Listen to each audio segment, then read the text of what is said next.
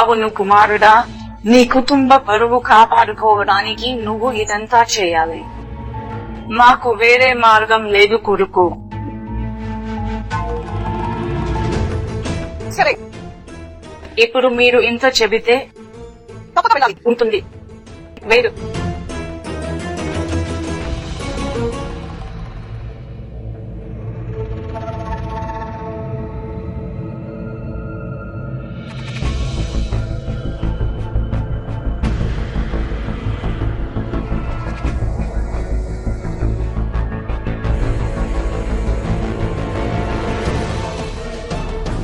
రండి దేవ్జీ.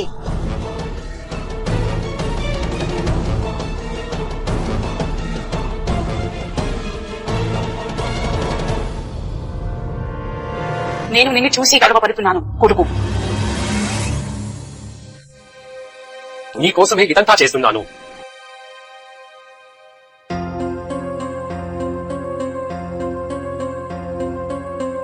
బావగారు చాలా టెన్షన్ గా ఉన్నారు. ఇది తాగండి. ఇది తాగగానే భయం అంతా తీరిపోతుంది. స్పెషల్ జ్యూస్ తీసుకో, శబ్దం లేదు. రండి.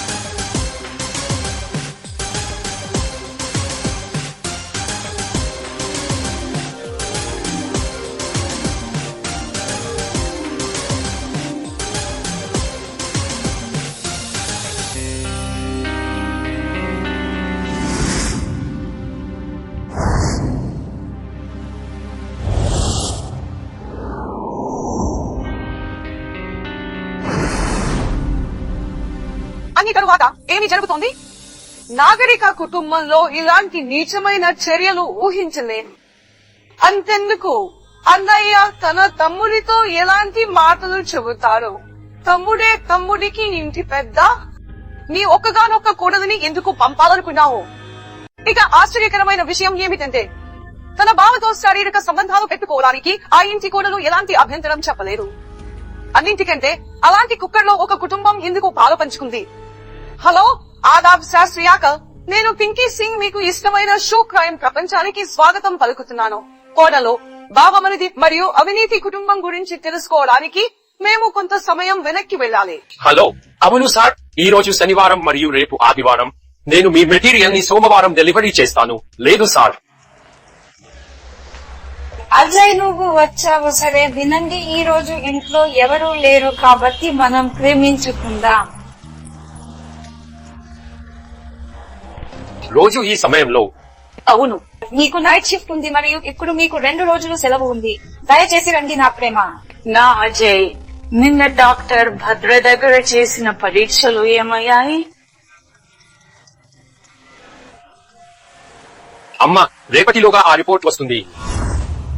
రిపోర్టు రాగానే చూపించు అంటూ ఇతరుల వెక్కిరింపులు వినడం ఇష్టం లేదు. నిన్ను ఎవరు దూషిస్తారు? రిపోర్ట్ రాగానే మీ ఇద్దరిని ఎవరు తిట్టరు.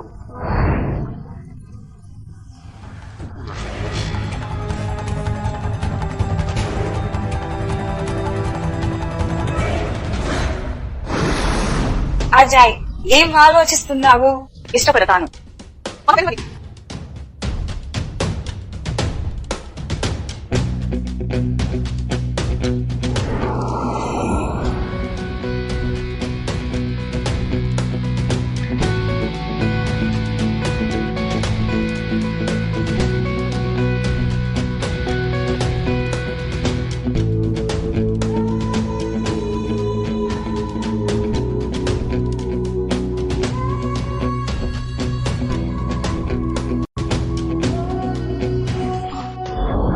అజయ్ ఏమయ్యారు?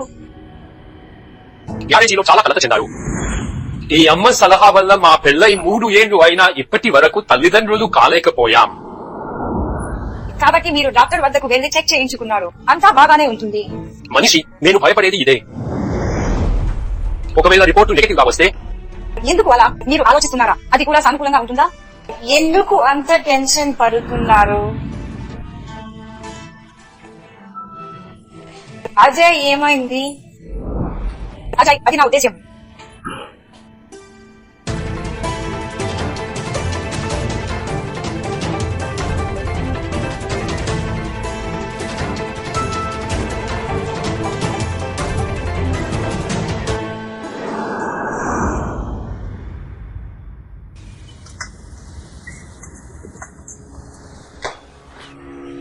అజయ్, నువ్వు వచ్చావా?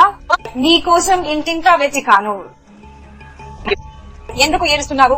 ఏం జరిగింది? భయపడిందే జరిగింది. నా నివేదిక ప్రతికూలంగా వచ్చింది. ఇప్పుడు నేను తండ్రిని కాలేను, కానీ నాకు మార్గం ఉందా? నేను ఎప్పుడు తండ్రిని కాగలను, కానీ మీరు నాకు మద్దతు ఇవ్వాలి. మీకు ఎలాంటి మద్దతు ఉంటుంది? స్పామ్ విరాళమా? స్పామ్ విరారమా? అవును, చాలా కుటుంబాలకు ఈ విధంగా పిల్లలు ఉన్నారు, కాబట్టి మనం ఎందుకు కాదు? సరే, ఆ కుటుంబం ఎవరో అయి ఉండాలి. మీరు నా కుటుంబానికి మరొకరి బిడ్డను వారసుడిగా చేయాలనుకుంటున్నారు. సమస్య ఏమిటి? దీనికి మీ దగ్గర ఏదైనా పరిష్కారం ఉంటే దయచేసి నాకు చెప్పండి. ఉంది. నాకు ఒక మార్గం ఉంది. అవునా? చెప్పు అమ్మా. మా సంజయ్.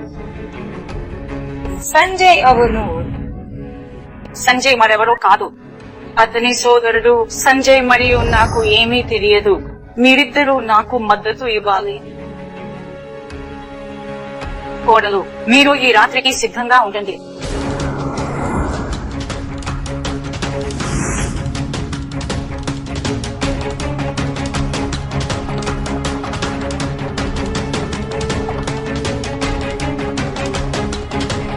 చూడు, ఇలా చెప్పడం నాకు వింతగా అనిపిస్తుంది. కనీసం నా మాటని లోకం కూడా అర్థం చేసుకోలేదా?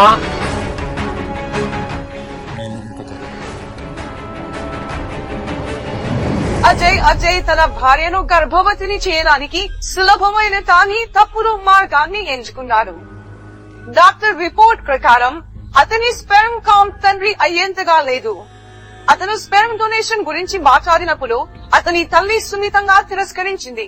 వారసుడు ఉంటే అతనికి రక్త సంబంధమే బంధువు అన్న సంకుచిత మనస్తత్వం. ఆ తర్వాత ఆ కుటుంబం ఏ నాగరిక కుటుంబానికి ఆమోదయోగ్యం కాని మార్గాన్ని అనుసరించింది. అలాంటి బంధం ఎలాంటి పరిణామాలకు దారితీస్తుందో చూద్దాం. అది ఏమైంది కోడలు? అమ్మ, శుభవార్త నిజం. సంజయ్, అజయ్ త్వరగా రా. నా కుటుంబం యొక్క వర్షం రాబోతుంది.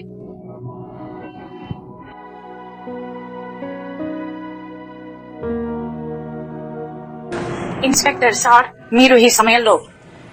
అవును, డాక్టర్ బాత్రా హత్యకు గురయ్యారని మీకు తెలుసు. డాక్టర్ బాత్రా హత్య అయితే ఎలా? మిత్ర, నేను మీ వద్దకు వస్తున్నాను. ఇక్కడికి రండి.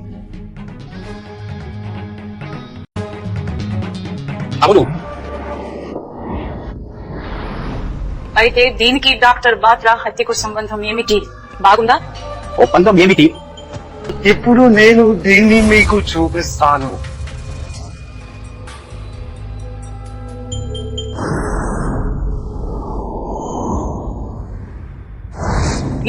నువ్వు ఇలా చేశావు చెప్పు. ఎందుకు ఇలా చేశావు చెప్పు. నేను ఇరుక్కుపోయాను, అందుకే బలవంతంగా చంపాల్సి వచ్చింది. అవును, రేపటి ఆపరేషన్ గురించి నాకు మెసేజ్ వచ్చింది.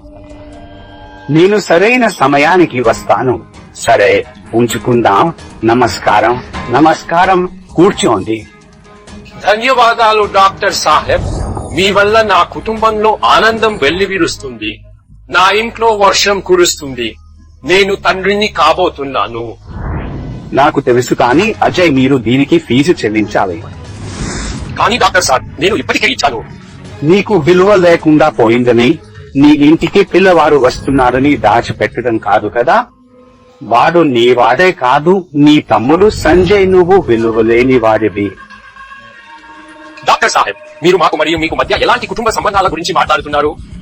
అరే, అందుకే కుటుంబ సంబంధాలు ఉన్నాయి, కానీ వ్యాపారం కూడా ప్రపంచం నుండి దాచడానికి ఏదో ఉంది కాదా?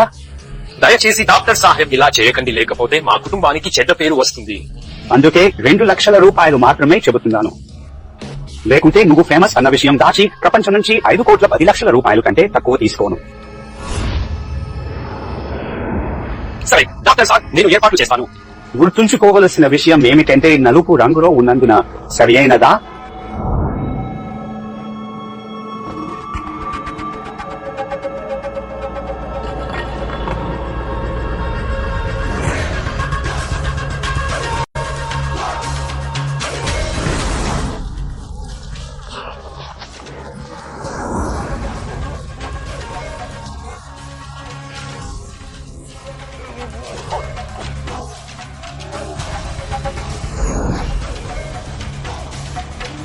అవును శర్మాజీ, డాక్టర్ ఇక్కడ లేరు. పోలీసులకు కాల్ చేయండి. పక్కవాడే.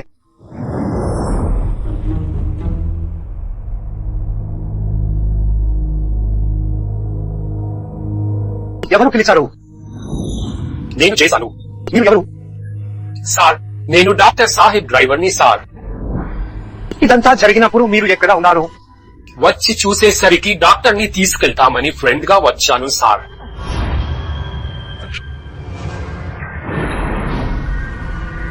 ఇక్కడ సీసీటీవీ ఏమైనా ఉందా సార్? సార్,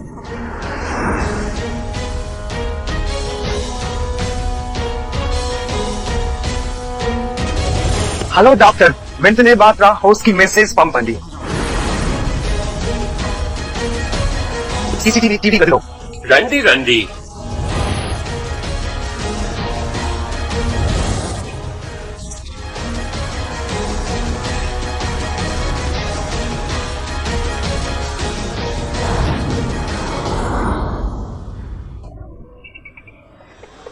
అజయ్ కి పిల్లలు కలగకపోతే కుటుంబంలోని సంబంధాలను చెడగొట్టాల్సిన అవసరం ఎందుకు వచ్చింది?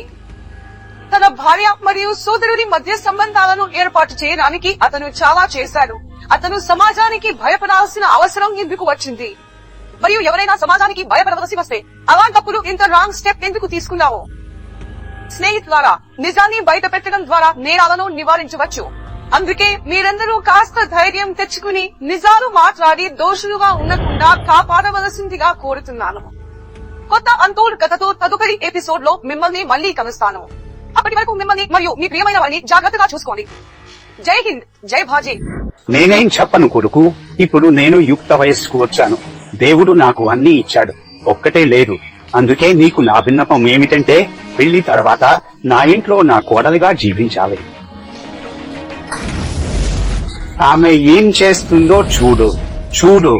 ఆగండి మిత్రమా, మీరు నా అల్లుడు కాదు, నా కొడుకు. ఇది చెప్పు. మీరు నన్ను తిరస్కరిస్తారని నేను వదిలి వెళ్ళడానికి మీ చేయి పట్టుకోలేదు.